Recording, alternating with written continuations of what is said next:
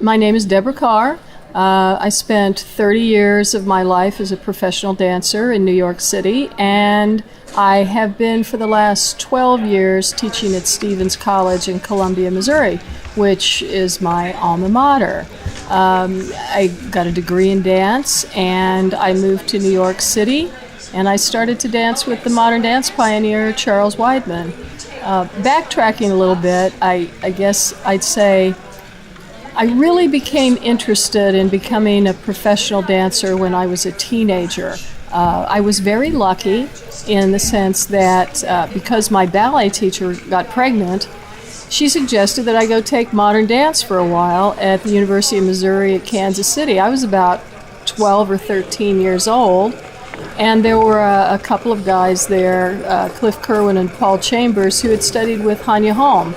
And so I started to take classes there, and they said, come in and take with the dance majors. You've had a lot of dance training. So I spent a number of years there and into my high school years. And then when I was 16, I met Jose Limon. He came to Kansas City. He taught a master class, and he had a lecture demonstration kind of performance with two of his leading dancers, Louis Falco and Sally Stackhouse.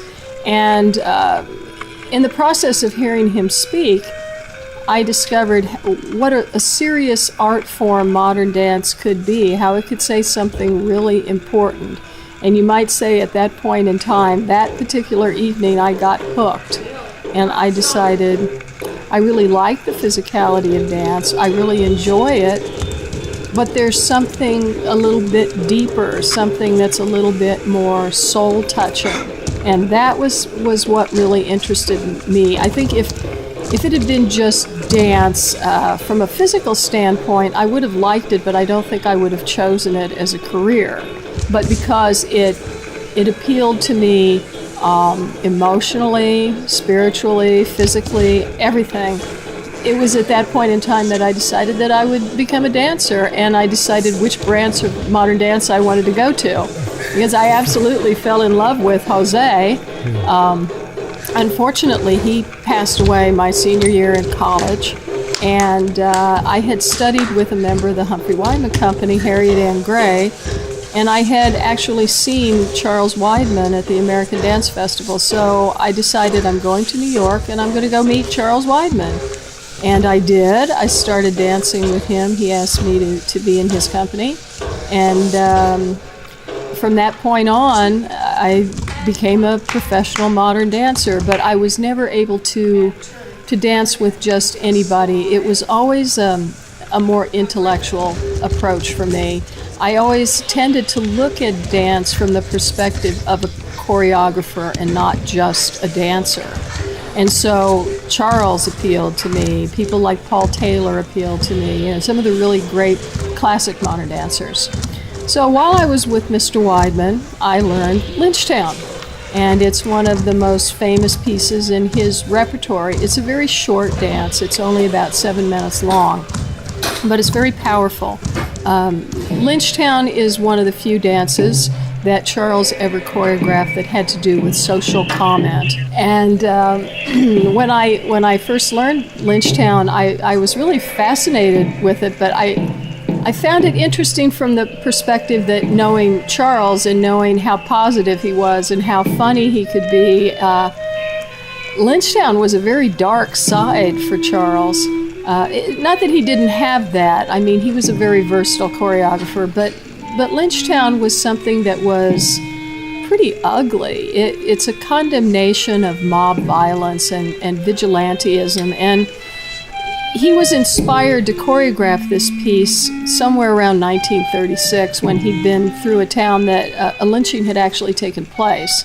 And it moved him very much to the point where he choreographed the suite atavisms, and the final section of it, Lynchtown, shows human beings at their really most depraved point. The people of Lynchtown are a little bit stupid. They're violent. They're easily aroused by the inciter, who is one of those people you see on newsreels all the time, and they egg everybody on to go commit a crime, and they do it. So they're motivated by a lot of different things. In 1936, the motivation probably would have been racism. Mr. Weidman wanted to encompass any kind of motivation, though, whether it was racism or religious differences or sexual preference, anything that would incite people to commit a crime like this of mob violence.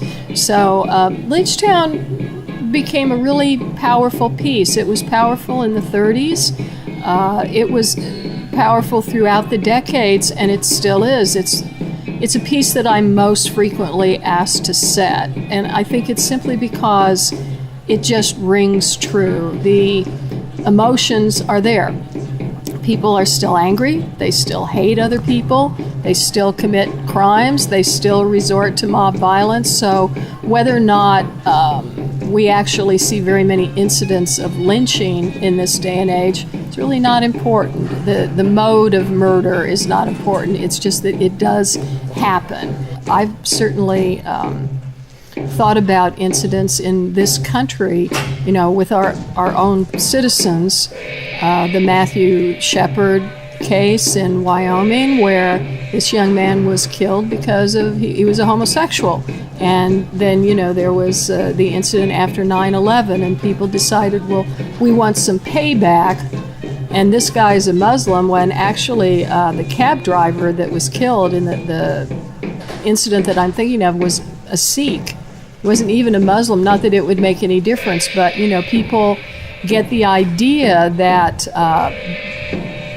they're doing something that's just, and they can take the law into their own hands. No. And it really has nothing to do with justice at all. And so Lynchtown had nothing to do with justice. So again, it's one of those rare occurrences of mob violence.